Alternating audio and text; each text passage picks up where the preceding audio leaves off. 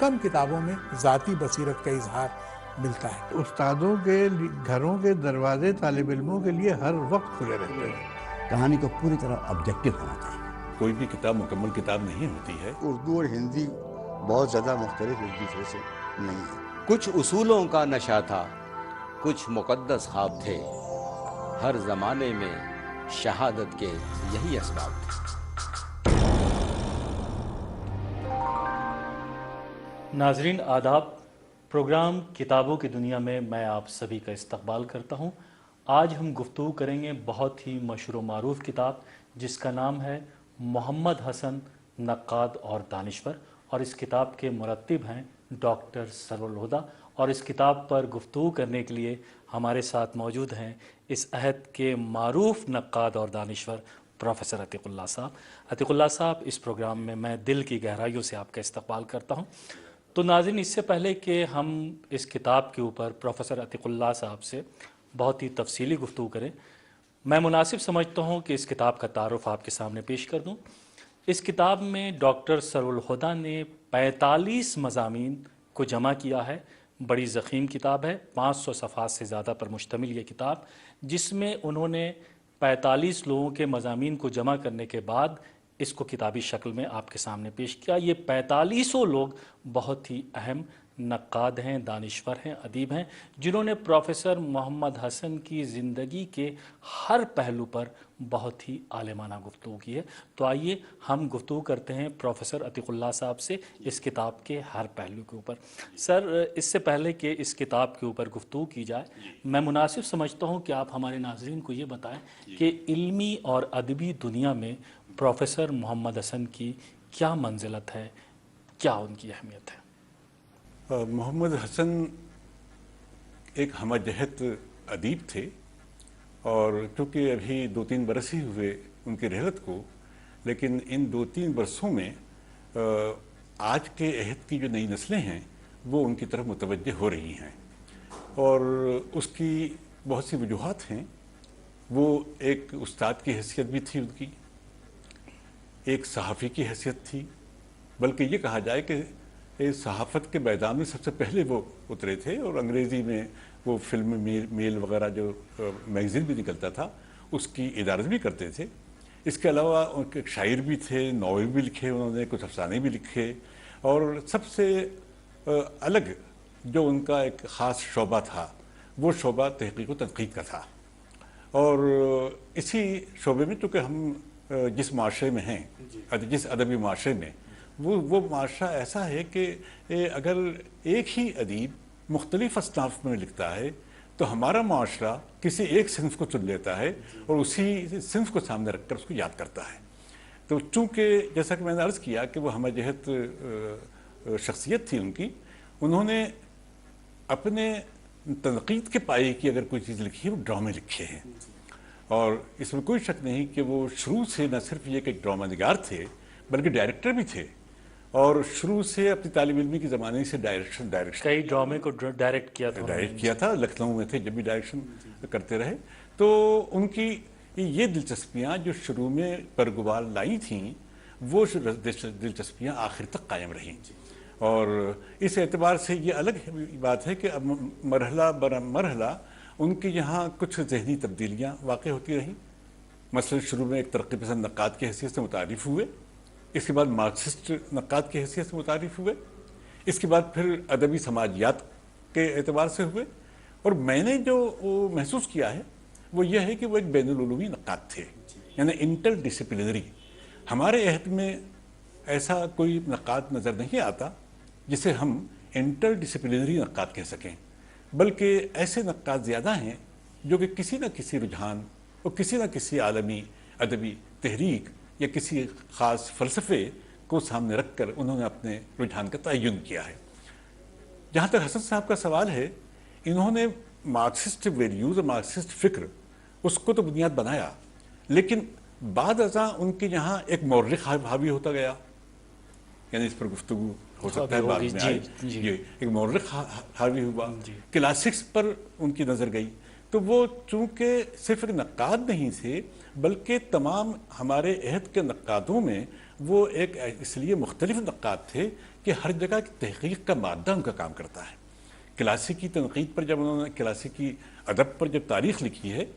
وہ اس کے ساتھ تحقیق ہے. اس کے علاوہ اس کے بعد کی تاریخ جو ہندی ادب کی تاریخ ہے وہ بھی تحقیق ہے. اس کے علاوہ بھی جتنے بھی ان کے مضامین ہیں اس میں کہیں نہ کہیں جا کر ایک تحقیقی مادہ ضرور کار فرما ہے. اس اعتبار سے ہم انہیں ایک ہمہ جہت ادیب کہتے ہیں اور اس میں کوئی شک نہیں کہ ان کے عہد میں اور کوئی ایسا ادیب نہیں ہے کہ جس کو ہم ہمہ جہت کہہ سکیں کہ تخلیق اور تنقید اور تحقیق ان تینوں شعبوں میں جو یکایک جو ہے وہ ان کا ذہن کار فرما رہا. پروفیسر عتیق اللہ صاحب، یقیناً یہ کتاب بہت ہی اہم کتاب ہے. اس کی اہمیت کے وجوہات کیا ہیں کہ یہ کتاب آج علمی اور ادبی منظرنامے میں اتنی اہم ہے؟ میں آپ کو یاد دلانا چاہوں گا کہ حسن صاحب ایک ایسی شخصیت اپنے دور میں رہے ہیں کہ جو کہ میڈیا کے آدمی تھے، لیکن انہوں نے اپنا بہت سارا وقت جو ہے وہ اپنی گوشہ نشینی میں گزارا اور اس اعتبار سے خود تشہیری کو کام میں نہیں لیا انہوں نے. اور اسی بنیاد پر کئی نمبرز شائع ہوتے رہے، معمولی ادیبوں کے نمبر شائع ہوتے رہے، بڑے بڑے ضخیم نمبر شائع ہوتے رہے. حسن صاحب پر کوئی نمبر شائع نہیں ہوا. لیکن یہ ان کے انتقال سے پہلے یہ کتاب سرور الہدا صاحب نے یہ ترتیب دے رہے تھے اور ان کی خواہش تھی کہ یہ جلد سے جلد پہنچ جائے، لیکن یہ پہنچ نہیں پائی کہ اس کی کچھ وجوہ تھیں. لیکن یہ کتاب ان معنوں میں میری نظر میں بڑی قدر و منزلت رکھتی ہے کہ یہ اس میں انہوں نے نئے لوگوں سے مضامین لکھوائے ہیں. پچھلی نسل آپ کا بھی ایک مضمون اس کتاب میں شامل ہے؟ جی ہاں، میرا بھی ایک مضمون ہے اور اس مضمون کو لکھوانے میں ظاہر ہے سرور الہدا صاحب جو ہیں وہ وہی محرک ثابت ہوئے ہیں. تو میں یہ عرض کر رہا تھا کہ اس کتاب کی اہمیت میرے نظر میں اس کی دو وجوہ ہیں. ایک وجہ تو یہی ہے کہ انہوں نے جتنے مضامین حسن صاحب سے لکھوائے یا موجود تھے ان کو شامل کیا ہے. اور دوسری سب سے بڑی وجہ یہ ہے کہ اس میں ان کے تقریباً جو دوسری جہتیں تھیں، ڈرامہ، صحافت اور ادبی سماجیات، تنقید اور ایک استاد کی حیثیت سے اور ایک شخصیت اور سمانے، ان کا انہوں نے احاطہ کرنے کی کوشش کی ہے. پھر گفتگو بھی کی ہے، یعنی مضامین اس میں 38 ہیں. دیباچے کو الگ کر دیں اور آخری کے جو 7-8 ابواب ہیں انہیں الگ کر دیں تو کل ملا کر 38 ہیں. 38 میں بھی میں نے محسوس کیا کہ زیادہ تر مضامین نئے ہیں. جی، اور نئے کے علاوہ یہ ہے کہ نئے لوگوں نے لکھے ہیں. جن لوگوں نے لکھے ہیں، مجھے جو آپ نے سوال کیا تھا کہ کیوں اہمیت ہے، تو میں آپ کو بتاؤں کہ مضامین تو اپنی جگہ ہے، لیکن آخری حصے میں انہوں نے جو کتابیات دی ہے، جن مضامین کا حوالے دیے ہیں انہوں نے، اور ان مضامین کہاں کہاں شائع ہوئے تھے حسن صاحب کے، اور تمام ان کی انگریزی، ہندی اور اردو کتابوں کا انہوں نے آخر میں جو بیورہ دیا ہے، مفصل جائزہ لیا ہے، وہ بڑا قیمتی ہے. یعنی آگے چل کر کام کرنے والوں کو زیادہ دشواری نہیں ہوگی. ایک اعتبار سے یہ تحقیق کا کام بھی کیا ہے انہوں نے، سرور الہدا نے. اس لیے مجھے بڑی مسرت ہے کہ انہوں نے محنت خود بھی کی ہے اور دوسروں سے بھی لکھوانے کی کوشش کی ہے. ہمارا ایک سوال اور بھی ہے اس کتاب کے تعلق سے آپ سے کہ محمد حسن کے فکر و فن کے تمام جہات کا یہ کتاب احاطہ کرتی ہے یا نہیں کرتی؟ دیکھیے، جیسا کہ پہلا جو سوال تھا، ہم نے اسی بات کی بتایا تھا کہ مختلف اصناف کے ساتھ انہوں نے بیک وقت وفاداری نبھائی. میں یہ عرض کروں کہ مجھے اس میں کچھ کمیوں کا احساس بھی ہوا. کمیوں کا ان معنوں میں کہ ایک شخص جس کی تقریباً 50 سال سے زیادہ عمر کا حصہ، تقریباً 60 سال کی عمر کا حصہ ڈرامے میں گزرا ہے، تھیٹر کے ساتھ جڑا جو شخص رہا ہے، جس نے پروڈیوس بھی کیے اور ڈائریکٹ بھی کیے اور ہر طرح کے سیاسی نوعیت کے اور تہذیبی نوعیت کے ڈرامے لکھے، تو وہ اتنا بڑا اس کا دائرہ تھا. اس میں صرف ضحاک پر جا کر نظر رکی. اس میں 2 مضامین ہیں جو کہ ضحاک پر ہیں ان کے ڈرامے پر. لیکن سوال یہ اٹھتا ہے کہ ان کے اتنے عمدہ ڈرامے، تماشائی ہے، کوہرے کا چاند ہے، مور پنکھی ہے، اس طرح کے اور دوسرے ڈرامے ہیں، میرے اور دوسرے ڈرامے جو ہیں جس میں، تو اس طرح سے ان کے ڈرامے جو 30-40 ڈرامے ہیں، ان ڈراموں پر کوئی گفتگو نہیں ہے جو بہت ضروری تھی. پھر اس کے علاوہ مجھے محسوس ہوا کہ خواب نگر اور زنجیر نغمہ نام کی دو ان کے شعری مجموعے ہیں، اور وہ شعری مجموعے چونکہ ایک نقاد کی حیثیت سے اور ایک محقق کی حیثیت سے ہمارے ذہنوں پر حاوی ہیں وہ، تو ہم نے کبھی غور نہیں کیا کہ اس کے اندر اس کے تحت المتن میں سب ٹیکسٹ میں کیا کچھ ہے جی، تو وہ بھی جاننے کی کوشش کرنی چاہیے تھی۔ اچھا، اس کی ایک وجہ اور بھی ہے رضا صاحب، وہ اس لیے کہ تقریباً 70s میں انہوں نے نثری نظم پر مضمون لکھا تھا اور یہ بتایا تھا کہ یہ نثری نظم ہمارے عہد میں کس طرح سے ہمارے مسائل کو پیش کر سکتی ہے۔ ظاہر ان کا منشا یہ تھا کہ ہمارے یہاں کی جو علاقائی زبانیں ہیں اس میں کنڑ ہے، تمل ہے، مراٹھی ہے اور خود ہندی زبان ہے اور پنجابی ہے، ان تمام زبانوں میں پروز پوئمز کا رواج ہو چکا ہے۔ وہاں کوئی یہ نہیں کہتا کہ پروز پوئم ہے، بلکہ کویتا یعنی کویتا، نظم یعنی نظم۔ اسی طرح سے انگریزی میں، فرینچ میں، وہاں بھی اسے صرف پوئم ہی کہا جاتا ہے جی۔ تو اس اعتبار سے ہمارے یہاں بھی نثری نظم کہتے ہیں۔ بھئی نثری نظم کیوں کہتے ہیں؟ تو حسن صاحب نے یہ ثابت کرنے کی کوشش کی تھی کہ ہمارا جو بدیعیاتی نظام ہے ہمارے یہاں جو ایک مہذب لب و لہجہ ہے، تکلف آمیز لب و لہجہ ہے، جو ہمیں اپنے معافی الضمیر کی ادائیگی کے لیے روکتا ہے، اور ہم جو بات کہنا چاہتے ہیں وہ پوری طرح کہہ نہیں پاتے ہیں، اس میں بہت سے ہرڈلز آتے ہیں زبان کے۔ تو انہوں نے یہ کہا کہ یہ نثری نظم کے معنی یہ ہے کہ ہم جو کچھ سوچتے ہیں تو سوچنے جس کو تکلم آمیز زبان کہہ سکتے ہیں، تو وہ تکلم پر ہماری پورا اترتی ہے۔ اس لیے ہم اپنے عہد کے سیاسی اور سماجی مسائل اور دوسرے نفسیاتی مسائل اور وجودی مسائل کا احاطہ نثری نظم میں زیادہ سے زیادہ کر سکتے ہیں اور بہتر طور پر کر سکتے ہیں۔ اس کتاب میں ڈاکٹر سرالہدیٰ نے ایک ٹائٹل جو دیا ہے، پروفیسر محمد حسن نقاد اور دانشور۔ دیکھیے، نقاد اور دانشور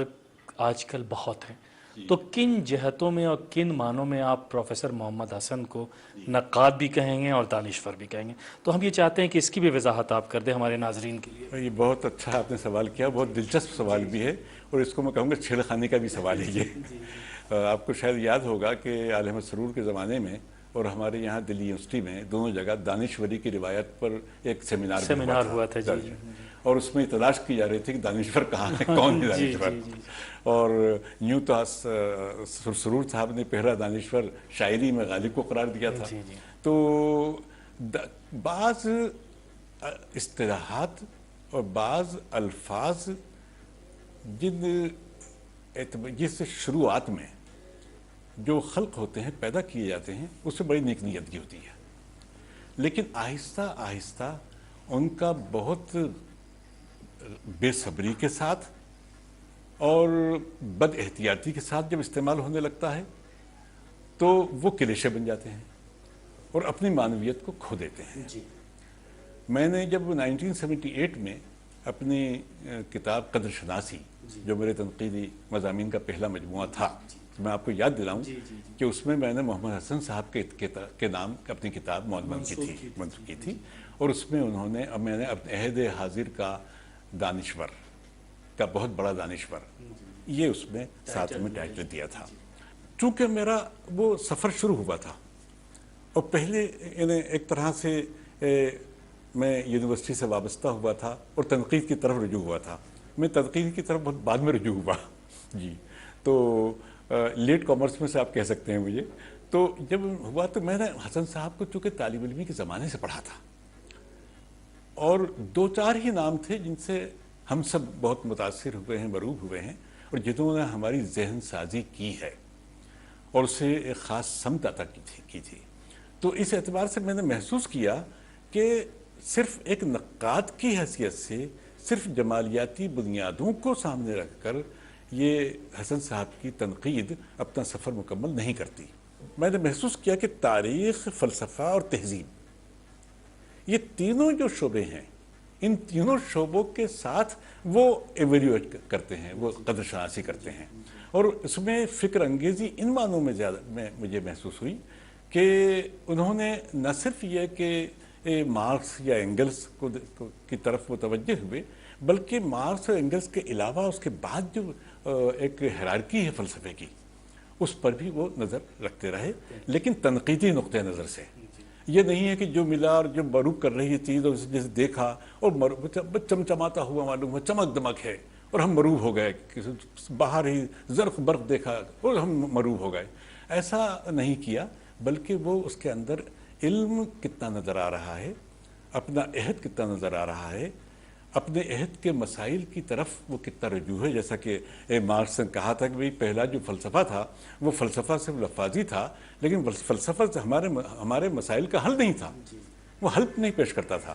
یعنی انسان کے مسائل کا حل پیش نہیں کر رہا ہے، مابعد طبیعیاتی مسائل کا حل پیش کر دے پر تلا ہوا ہے۔ تو وہ چیز ہمیں حسن صاحب کے نظر آتی ہے، اس لیے واقعتاً وہ ایک دانشور ہیں۔ میں بالکل یہ نہیں کہوں گا کہ دانشوری کی روایت کا جو سلسلہ ہے اس میں ہمارے عہد میں کوئی دوسرا اور آتا ہو، مجھے نظر نہیں آتا۔ جتنے بھی ہیں دوسرے اور اہم نقاد، بڑے نقاد، اپنے اپنے شعبے پر حاوی ہیں وہ، لیکن ان کے یہاں وہ فلسفہ وہ فکر ان کے یہاں نظر نہیں آتی جو حسن صاحب کے نظر آتی ہے۔ ڈاکٹر صاحب، واقعتاً سر الہدیٰ نے بڑی محنت کی ہے اس کتاب کو مرتب کرنے میں۔ اس میں 5 مضامین خود ڈاکٹر سر الہدیٰ کے، تو ہم یہ چاہتے کہ ہمارے ناظرین کو آپ ان مضامین کے بارے میں بتائیں جو سر الہدیٰ صاحب کے۔ جیسا کہ میں پہلے عرض کر چکا ہوں کہ مجھے یہ کتاب ان معنوں میں بڑی معنی خیز لگتی ہے کہ یہ پہلی بار حسن صاحب کو کسی کتاب میں ان کی مختلف جہتوں کا احاطہ کیا گیا ہے، نمبر 1۔ نمبر 2 یہ ہے کہ ایک طرح سے وکالت اس میں نہیں کی گئی ہے۔ ہم یہ کرتے ہیں کہ جب بھی کوئی کتاب کسی شاعری یا ادیب کے بارے میں سامنے آتی ہے تو عام طور پر اس میں وکالت کی جاتی ہے، تو وکالت اس میں نظر نہیں آتی ہے۔ تیسری بات یہ ہے کہ مرتب کرنے والے اکثر یہ ہوتا ہے کہ ترتیب دینے والے مختلف مضامین کو ترتیب دے لیتے ہیں، لیکن اس پر جو پیش لفظ لکھتے ہیں، پریفیس لکھتے ہیں، وہ 2-3 صفحے کا یا 1 صفحے کا۔ تو مجھے بڑی کمی کا احساس ہوتا ہے، اس میں یہ پتہ نہیں چلتا ہے کہ مرتب کرنے والے نے اس میں کون سا اپنا ایک منصوبہ بنایا تھا، اس نے کون سا تصور قائم کیا تھا اور جس کی بنیاد پر اس نے یہ مضامین اکٹھا کیے ہیں۔ لیکن مجھے سرور کی کتاب ان معنوں میں دیباچہ بہت طویل دیباچہ ہے۔ جی اب صحیح فرما رہے ہیں کہ یہ مجھے جتنے ابھی تک ترتیب دی ہوئی کتابیں آئی ہیں، بلکہ بتاؤں کہ 600 پیج کی، 700 پیج کی، اور مجھے حیرت ہوتی ہے کہ 1 صفحہ 1.5 صفحہ دیباچہ ہے۔ تو یہ سرور صاحب نے بڑی محنت کی ہے، یعنی ہم صاحب کتاب ہونا چاہتے ہیں جلد بازی میں،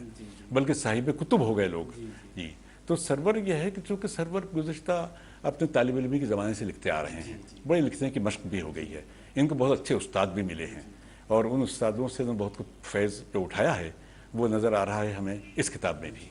تو اس میں جو ان کا دیباچہ ہے وہ اتنا طویل، اتنا مفصل، اور دوسری چیزیں جو دوسری جگہ نہیں آ پائی ہیں وہ اس میں آ گئی ہیں۔ جی اور شاید ہو سکتا ہے کہ اس کی ایک وجہ رضا صاحب یہ ہو کہ تمام مضامین انہوں نے دیکھے تھے، پڑھے تھے، انہوں نے محسوس کیا کہ اس میں بہت سی چیزوں کی کمی ہے جن پر لکھوانا باقی ہے، تو انہوں نے اس کمی کو خود بھی پورا کیا ہے۔ مثلا یہ ہے کہ ایک استاد کی حیثیت سے اس کا وہ کیسے تھے، پھر ان کا سفر، ادبی سفر جو شروع ہوا تھا وہ کیسا تھا، پھر وہ اپنے عہد میں کس طرح دوسرے، یعنی ایک انٹریکشن رہا، انٹریکشن میں سب سے بڑا انٹریکشن کا وسیلہ وہ تھا عصری آگہی۔ جی تو عصری آگہی پر گفتگو بھی ہے، عصری آگہی پر مضمون بھی ہے، اور عصری آگہی پر سرور الہدیٰ نے کچھ بہت اچھی باتیں کہی ہیں، وہ ان معنوں میں کہ یہ وہی عہد ہے 70s کا کہ جس عہد میں جدیدیت اپنے نقطۂ عروج پر تھی اور ترقی پسندی زوال کو پہنچ گئی تھی، بلکہ ترقی پسندی کا نام بھی نہیں لیا جا رہا تھا، اتنا شور و ہنگامہ تھا جدیدیت کا، اور اس میں عصری آگہی نے اس کمی کو پورا کرنے کی کوشش کی تھی۔ کیونکہ آپ کے شاید علم میں نہیں ہے کہ جدید حسیت اور عصری شعور یہ دونوں الفاظ الگ الگ تھے۔ عصری شعور ترقی پسندوں سے متعلق تھا اور جدید حیثیت جدیدیت سے متعلق تھی۔ اسی ترقی پسند کہیں جدید حیثیت کا استعمال نہیں کرتے تھے، وہ عصری آگہی یا عصری شعور کا۔ تو ان معنوں میں عصری آگہی وہ عصری شعور کی نمائندہ ہی تھا وہ رسالہ، اور اسی بنیاد پر وہ یہ رسالہ ان معنوں میں ان دوسرے رسائل سے، کتاب جیسا لکھنؤ سے نکل رہا تھا، دوسرا شبخون نکل رہا تھا الہ آباد سے، اس رسائل سے اس لیے مختلف تھا کہ انہوں نے اسے صرف ادب کا اسپوکن نہیں بتایا، بلکہ وہ ادب کے علاوہ صحافت کا بھی جی، سیاست، تاریخ اور ہمارے عہد کے جڑے ہوئے سماجی مسائل۔ ڈاکٹر صاحب اس میں ایک مضمون پروفیسر وارث علوی کا بھی ہے کہ جو کہ اس عہد کے بڑے مشہور و معروف نقاد ہیں، اور بڑا دلچسپ انہوں نے ٹائٹل بھی دیا ہے محمد حسن اور میں۔ تو میں چاہتا ہوں کہ اس کے بارے میں آپ وارث صاحب ہمارے یہاں بہت بڑے لکھاڑ مانے جاتے ہیں۔ وہ ان کی کوئی بھی تحریر جو ہے وہ 30-40 صفحے سے کم نہیں ہوتی، اور اگر تحریر کم ہو تو سمجھ لیجیے ان کی تحریر نہیں ہے۔ جی، وارث علوی نے یہاں کچھ انہوں نے اپنے حسن صاحب سے کے ساتھ جہاں جہاں ان کا معانقہ ہوا، اس معانقے میں کچھ مکالمہ ہوا، تو اس کی طرف روشنی ڈالی ہے۔ وارث علوی جو ہیں ان کا اپنا ایک خاص نقطۂ نظر ہے۔ ان کا سفر بھی آپ کو حیرت ہوگی ترقی پسندی سے شروع ہوا۔ وہ بنیادی طور پر ترقی پسند تھے، اور حسن صاحب کو انہوں نے طالب علمی کے زمانے سے پڑھا تھا۔ وہ عالم سرور، احتشام حسین اور محمد حسن، ان تینوں سے بہت متاثر تھے۔ جی، ایک وہ شخص جو بہت متاثر تھا، آہستہ آہستہ آہستہ اس کا مینٹل ڈیولپمنٹ جو ہوا، وہ جس سمت کی طرف جا رہا تھا اس نے وہ سمت دور ہوتی گئی۔ جو حسن صاحب کی یا احتشام حسین کی سمت تھی، شروع میں ایک تھے، بعد میں بڑھتے بڑھتے بڑھتے بڑھتے بہت بڑا گیپ درمیان میں آ گیا، اور اس وجہ سے حسن صاحب کو انہوں نے پڑھا تو ضرور لیکن پسند نہیں کیا۔ اس مضمون میں انہوں نے ایک تو حوالہ ان گفتگوؤں کا حوالہ ہے، دوسرا اپنے طالب علمی کے زمانے کا ہے، تیسرا وہ کیوں پسند نہیں کرتے، انہوں نے ان کی افسانوی تنقید پر گفتگو کی اس میں، اور ان معنوں میں کی کہ ہم وارث علوی کو جانتے ہیں کہ فکشن کے بہت بڑے نقاد ہیں، شاعری کے اتنے ہی اتنے بڑے فکشن کے ہیں۔ اور مجھے ایک کمی کا احساس بھی ہوا اس کتاب میں کہ حسن صاحب پر ایک مضمون ان کی افسانوی تنقید پر ہونا چاہیے تھی، جو افسانے کی تنقید انہوں نے کی تھی اس پر ہونا چاہیے تھا، وہ نہیں ہے اس میں۔ تو افسانے کی تنقید ان کی جو تھی اس کو سامنے رکھا انہوں نے۔ تو مجھے شکایت یہ ہے وارث علوی سے کہ انہوں نے محمد حسن کے جو حوالے نیچے دیے ہیں اس کے سیاق و سباق کو سامنے نہیں رکھا۔ ڈاکٹر صاحب بڑی اچھی گفتگو اس سینس میں ہو رہی ہے کہ آپ نے وارث علوی کے مضمون میں جو کچھ خامیاں اس کی بھی نشاندہی کی ہے جو عام طور پہ لوگ نہیں کرتے ہیں۔ اس میں ایک مضمون پروفیسر صدیق الرحمان قدوئی کا بھی ہے جو جواہر لال نہرو یونیورسٹی سے وابستہ تھے، محمد حسن صاحب بھی جواہر لال نہرو یونیورسٹی سے وابستہ تھے، دونوں کے آپس میں بڑے اہم رشتے تھے۔ تو میں چاہتا ہوں کہ اس مضمون کے بارے میں بھی آپ کچھ گفتگو کریں جو قدوئی صاحب کا مضمون ہے۔ قدوئی صاحب ان کے کلیگ بھی رہے ہیں، اور قدوئی صاحب ہمیشہ کہتے بھی رہے ہیں کہ حسن صاحب سے بہت کچھ انہوں نے سیکھا بھی ہے۔ اس میں کوئی شک نہیں کہ جس زمانے میں حسن صاحب دہلی یونیورسٹی میں تھے، قدوئی صاحب وہاں بھی تھے، جب وہ جے این یو میں آئے قدوئی صاحب بھی جے این یو آئے، اور حسن صاحب کے بہت بڑے معاون ثابت ہوئے قدوئی صاحب، اور قدوئی صاحب اور حسن صاحب نے مل کر، ہم تو کہتے بھی نامور سنگھ اور حسن صاحب دو ایسے نام ہیں جنہوں نے وہاں کے شعبے کی یا CIL کو بنایا ہے، یعنی اس کی بنیاد گزاروں میں سے ہیں۔ تو قدوئی صاحب نے اپنے کچھ ان یادوں کو دہرایا ہے۔ دلچسپ ٹاپک بھی ہے یادگار عہد، یادگار عہد جی اس کا عنوان بھی دیا ہے۔ تو یادگار عہد انہی معلوم ہے کہ وہ انہیں سمجھتے ہیں کہ ایسی شخصیت درمیان میں تھی کہ جو سب کا مرکز بنی ہوئی تھی، اور کوئی بھی عمارت کسی بھی یونیورسٹی کی، کسی بھی کالج کی، کسی بھی ادبی ادارے کی عمارت کوئی معنی نہیں رکھتی، وہ معنی رکھتی ہے اس کو بنانے والے، اس کو ذہن دینے والے، اس کو دانش دینے والے لوگ اسے یاد رکھتے ہیں۔ آج ہو سکتا ہے CIL کی عمارت وہاں سے اکھڑ کر دوسری جگہ سے چلی جائے، لیکن حسن صاحب کا نام اور نامور سنگھ کا نام وہاں پر زندہ رہے گا، کیونکہ انہوں نے وہاں دانش کو پھیلایا ہے، ان تمام باتوں کی نشاندہی کی بھی ہے پروفیسر خدوئی نے اس مضمون میں۔ ڈاکٹر صاحب مضامین تو بہت ہیں، شاریف صاحب کا محمد بھی حسن مضمون ہے۔ صاحب کا مضمون بھی ہے اس میں،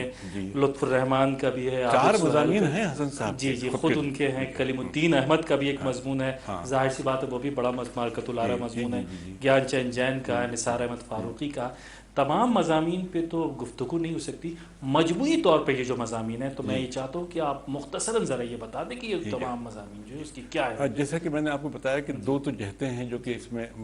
پوری طرح سے ان کا احاطہ نہیں کر پائے، ڈرامہ اور شاعری۔ ایک بات اور بتاؤں میں عرض کروں کہ اگر میرا مضمون اس میں شامل نہیں ہوتا تو یہ کتاب بڑی ادھوری رہ جاتی۔ وجہ یہ ہے کہ جن سے ہم توقع کر رہے تھے کہ وہ ان کی نظریے پر بحث کریں گے اور نظریاتی طور پر جو ان کے یہاں تبدیلیاں عمل میں آتی رہی ہیں اور وہ کئی سنگہائے میل سے گزرتے ہوئے جس منزل پر پہنچے تھے ادب کی سماجیات پر، شاید وہ گفتگو ہوگی، لیکن اس پر گفتگو اس میں نہیں کر پائے۔ اتفاق سے میرا مضمون ہی ہے اس میں کہ ادارہ جاتی تنقید مخالف تنقید، یعنی جس طرح سے ترقی پسندوں نے اور مارکسسٹوں نے اسے انسٹیٹیوشنلائزڈ کر دیا تھا، تنقید کو ادارہ جاتی کر دیا تھا کہ ایک ادارہ ہے اور وہ ادارہ احکام صادر کر رہا ہے جی، لیکن حسن صاحب کی تنقید اس طرح سے ادارہ جاتی تنقید مخالف تنقید ہے، اور یہ بہت بڑا کارنامہ ہے ان کا کہ انہوں نے اس بات کا لحاظ رکھا ہے کہ وقت کی تبدیلی کے ساتھ ساتھ ایک جگہ انہوں نے کہا بھی ہے اور مارکس نے بھی کہا تھا، مارکس نے کہا تھا کہ میں مارکس ہوں، میں مارکسی نہیں ہوں،